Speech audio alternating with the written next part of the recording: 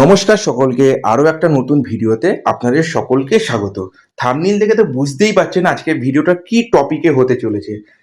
এই মুহূর্তে তো সামার ভ্যাকেশন চলছে, ঠিক আছে? তো যাদের রিসেন্টলি প্ল্যানিং আছে মন্দারমণি ঘুরতে যাওয়ার, ভিডিওটা একান্ত তাদের জন্য। এবার অনেকেই মন্দারমণিতে একটু অ্যাফোর্ডেবল প্রাইসে একটা ভালো রিসর্ট বা ভালো হোটেল খোঁজ করে। এই ভিডিওটা ঠিক তাই। এবার আমরা এইবারে মন্দারমণি ট্যুরে যেই হোটেলে ছিলাম, আই মিন যেই রিসর্টে ছিলাম, সেই রিসর্টের নাম হলো নীল নির্জনে রিসর্ট। তো দেখতেই পাচ্ছ ভিডিওতে মোটামুটি রিসর্টটা আমি ঘুরিয়ে দেখাচ্ছি। মানে রিসর্টটা খুবই বড়, খুবই খোলামেলা, ফাঁকা, যেটার জন্য আমরা সত্যি কথা বলতে মন্দারমণি দীঘা এখন সেই মুহূর্তে যাওয়া হয় না, এই কারণেই প্রচণ্ড ভিড়। তো একান্তে একটু ভালো সময় কাটানোর জন্যই মন্দারমণিতে সবাই যায় আর কি। তো মোটামুটি নীল নির্জনের রিসর্টটা আমার খুবই ভালো লেগেছে। দেখো তুমি দেখতেই পাবে ভিডিওতে, একদম যে সামনে যে বিল্ডিংটা দেখতে পাচ্ছ এইটা হলো মেনলি হোটেল রুম, ঠিক আছে? আর ডান দিক আর বাঁ দিকে যে ছোট ছোট ঘরগুলো দেখতে পাচ্ছ এটা কটেজ। এই রিসর্টে দু রকম ফেসিলিটিসই আছে, তোমরা চাইলে হোটেলসেও থাকতে পারো, তোমরা চাইলে কটেজও নিতে পারো। যেমন আমরা প্রত্যেকবার যেখানেই যাই না কেন কটেজটা মেনলি প্রেফার করি। প্রথমত কটেজ কি টুক করে বেরিয়ে সমুদ্রের সামনে চলে যাওয়াটা ইজিলি, ঠিক আছে? তো ওই কারণে কটেজের যাওয়া, ঠিক আছে? এই মুহূর্তে দেখো ডান দিকে যে জায়গাটা দেখতে পাচ্ছ এটা হলো রিসেপশন। মোটামুটি তোমরা প্রি বুকিং করে আসতে পারো, তবে আহ, এই মুহূর্তে আমরা যে ঘুরে এলাম মোটামুটি হালকাই ছিল, অসুবিধা কিছু নেই। মন্দারমণি এমনি ফাঁকা ফাঁকাই থাকে, তবুও প্রি বুকিং করে আসা ভালো। আমাদের যেহেতু রেফারেন্স ছিল তো কোনো অসুবিধা হয়নি।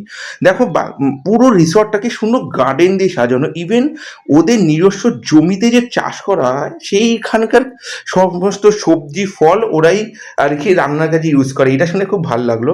আর যারা গাড়ি বা টু হুইলারে আসতে চাও তাদের জন্য কোনো অসুবিধা নেই, পার্কিং আছে। দেখো এই মুহূর্তে আমি তোমাদের পার্কিংয়ের ওখানেই নিয়ে যাচ্ছি। এইটা হলো এন্ট্রান্সের রাস্তাটা, ঠিক আছে? আর ওই যে আমার গাড়ি ওখানে রাখা আছে, তো তোমরা আরামসে ফোর হুইলার নিয়ে আসতে পারো। তোমাদের আরেকটা জিনিস খুব ভালো লাগবে, পার্কিংয়ের একদম পাশে সমুদ্রের সি বিচ। দেখো দেখতেও পারবে তোমরা, একদম ওখানে সমুদ্র দেখা যাচ্ছে।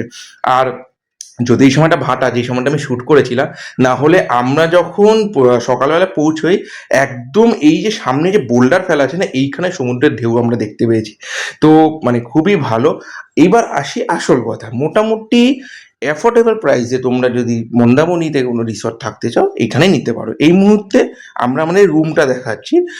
আমরা ছিলাম হলো কটেজে, আমাদের রুমের নাম ছিল গীতাঞ্জলি।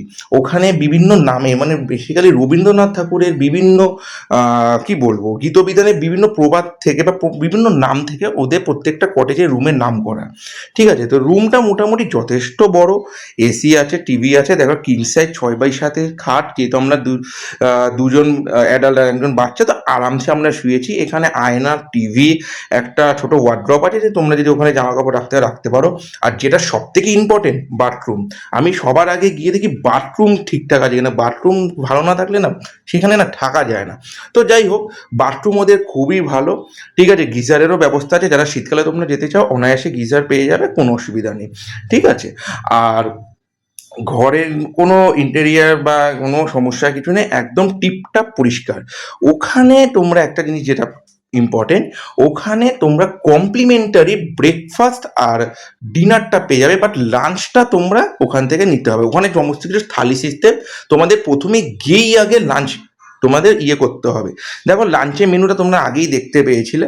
এই মুহূর্তে এখন ডিনারের menu quantity huge and huge. আমরা যেমন ডিনারে ফ্রাইড রাইস, ভাত, মাটন কষা আর চিকেন মাঞ্চুরিয়ান নিয়েছিলাম। ভাতের থালিতে তো দুপুরে আমরা কাতলা থালিটা নিয়েছিলাম। ওখানে কাতলা 2 পিস মাছ, ভাত, চাটনি, পাঁপড়, দই, মানে অনেক কিছু আছে, বেগুন ভাজা, পটলের দোরমা, কি না নেই। আর এক্ষুনি যেটা দেখছো তোমরা, এটা হলো মর্নিং ব্রেকফাস্ট। লুচি, কলা, ডিম সিদ্ধ, বেগুন ভাজা, মানে এলাহি আয়োজন। খাওয়া দাওয়া নিয়ে কোনো সমস্যা হবে না। রুম রেট মাত্র 2500 টাকা, আর এর থেকে সস্তা আর কিছু হতেই পারে না।